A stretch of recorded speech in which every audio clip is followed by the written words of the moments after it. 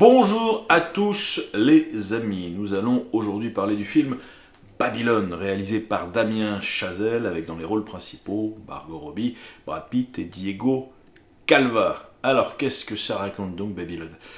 Disons que c'est les destins croisés de personnages qui évoluent dans le Hollywood des années 20 et qui vont vivre avec difficulté le passage du cinéma muet au cinéma parlant.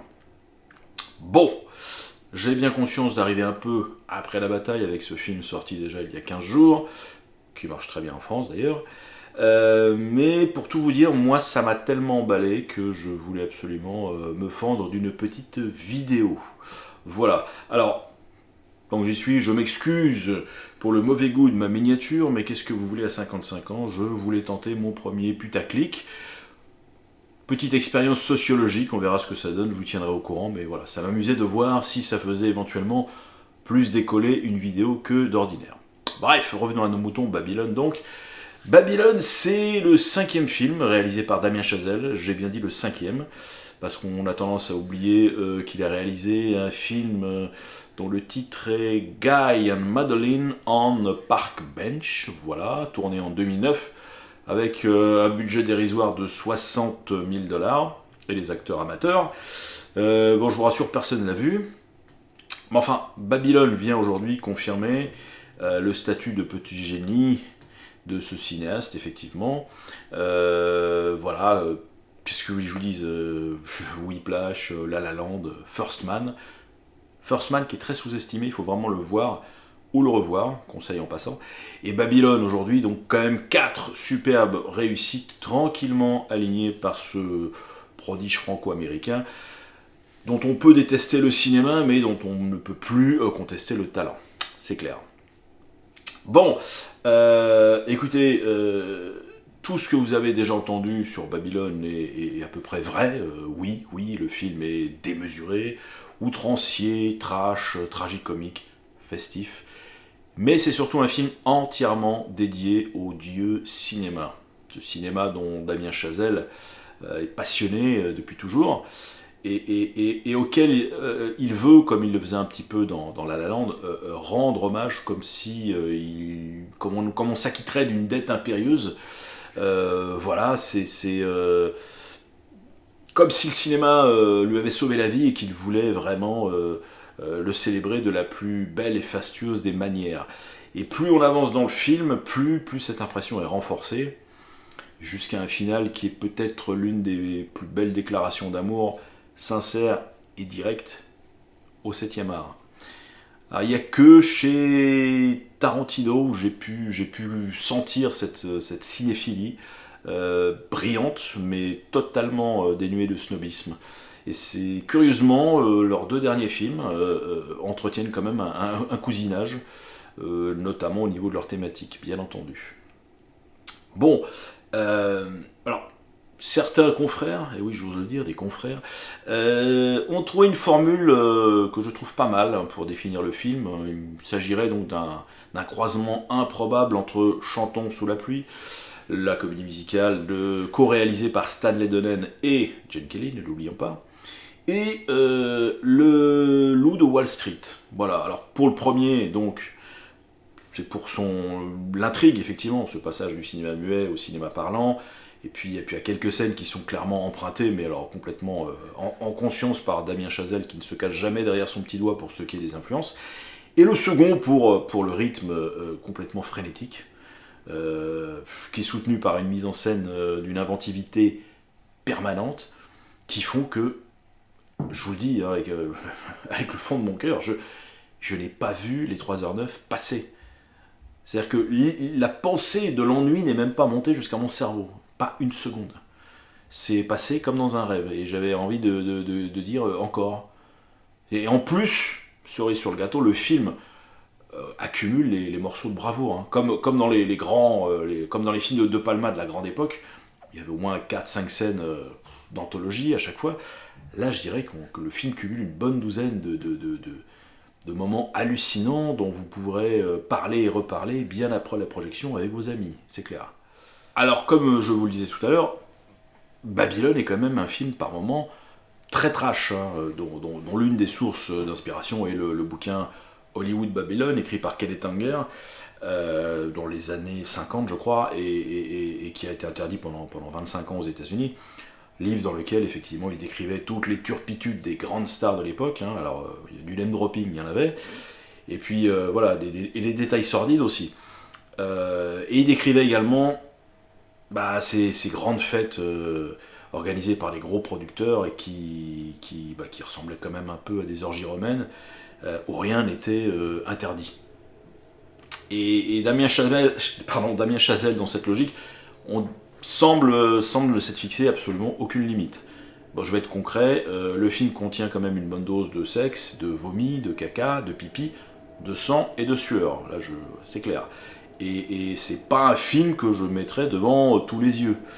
C'est-à-dire, je suis un petit peu stupéfait par la classification du film en France. Donc en gros, tout public avec un avertissement. Alors que, voilà, à minima, je pense que le film aurait dû être interdit aux moins de 12 ans. Parce que, voilà, bon, peut-être que Damien Chazelle a eu un passe-droit pour que son film fonctionne le mieux possible en France, j'en sais rien, mais ça m'étonne un peu. Puis, bon, d'une manière générale, l'étonnement, c'est quand même quelque chose qu'on peut accoler au film dans sa globalité.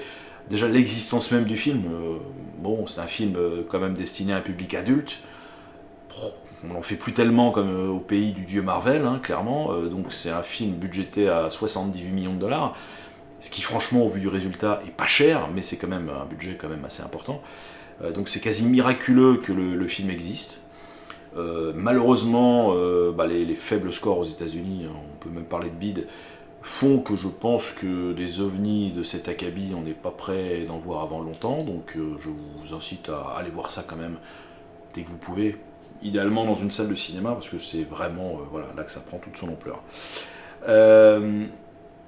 Alors, Damien Chazelle montre effectivement les outrances des années 20, mais c'est jamais gratuit. Hein.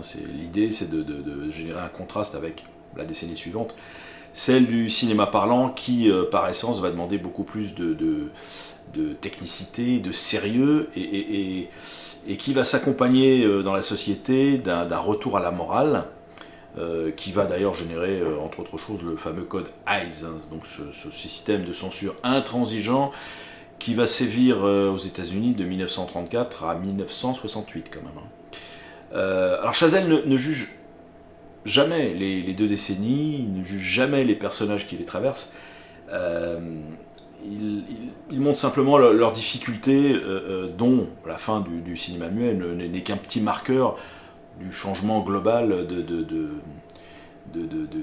l'univers dans lequel il travaille, hein, donc Hollywood.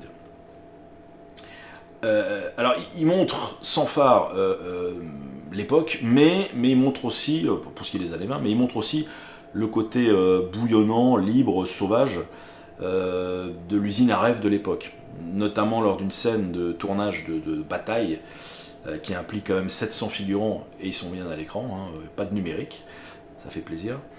Et figurants qui sont absolument pas dirigés et tenus et qui finissent par se battre réellement les uns avec les autres, occasionnant quand même la mort d'un caméraman. Bon, ce qui arrivait, paraît-il, relativement fréquemment à l'époque.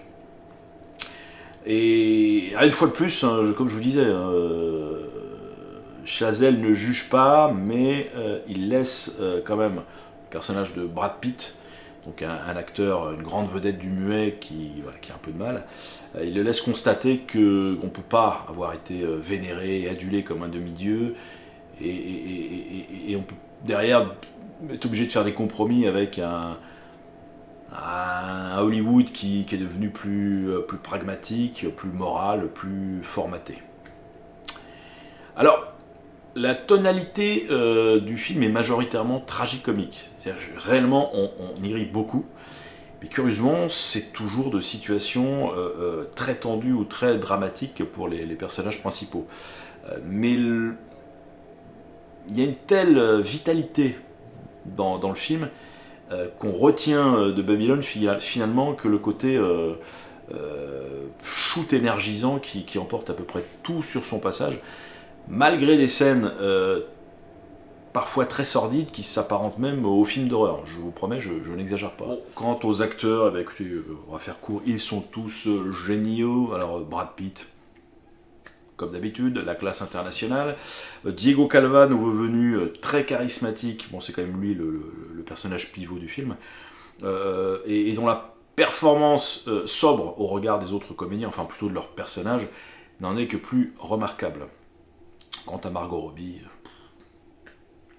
qu'est-ce que vous voulez que je vous dise? Non contente de cumuler beauté, charisme, grand talent de comédienne, elle s'affranchit ici de toutes les limites de la bienséance pour camper ce personnage de femme maligne mais inculte, vulgaire mais instinctive, accro à l'alcool, au jeu et totalement autodestructrice, rien que ça. Et voilà, bon, elle fait son show pendant 3 heures, et qu'est-ce que vous voulez que je vous dise? On en redemande, voilà. Damien Chazelle conclut son foisonnant long métrage sur les coulisses pas toujours glamour du cinéma, en bouclant la boucle via l'un de ses films préférés, faisant se rejoindre, pour le meilleur, la triste réalité et la magnifique fiction projetée sur un écran géant. Voilà. À travers une séquence que certains jugeront à tort un peu bordélique, Damien Chazelle nous balance quelques petites images de films qui l'ont visiblement marqué. Et on pourra trouver, n'en déplaise à certains, des films comme Les 10 Commandements, Terminator 2, Matrix, ou encore Avatar. Et oui, pas exactement des références élitistes. Et non, parce que Damien Chazelle n'en a rien à carrer. Lui, ce qu'il veut, c'est montrer, essayer de nous montrer le choc premier qu'il a reçu en voyant ses œuvres, en voyant ces films qui, qu'on le veuille ou non, sont tous, dans ceux que je vous ai cités, des films précurseurs. Voilà. Terminator 2, je l'ai vu en salle en 91, 32 ans, on n'avait jamais vu ça. Les effets spéciaux du T-1000 font sourire aujourd'hui, mais à l'époque, les mâchoires se décrochaient dans la salle, il n'y avait pas un bruit. Et c'est ça que Damien Chazelle veut nous transmettre. Voilà.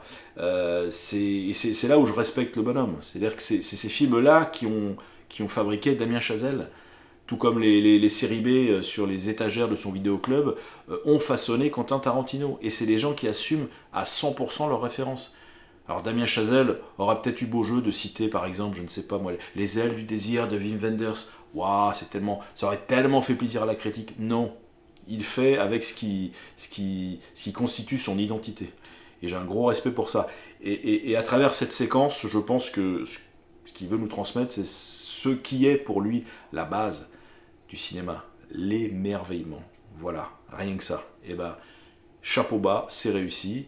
Voilà, courez voir ce film, qui est à tous les niveaux, effectivement, une leçon de ce que devrait être un bon film. Voilà. Je n'en dirai pas plus, je vous souhaite à tous un bon mois de février. Tiens, pourquoi je dis ça, moi? Continuez à aller au cinéma. Et puis, écoutez, je vous dis à très bientôt. Ça devrait être pour une chronique consacrée au film... excusez-moi, j'ai un blanc. Consacré au film Le Crépuscule des Aigles. Voilà, de John Guillermin, 1966. Salut les amis!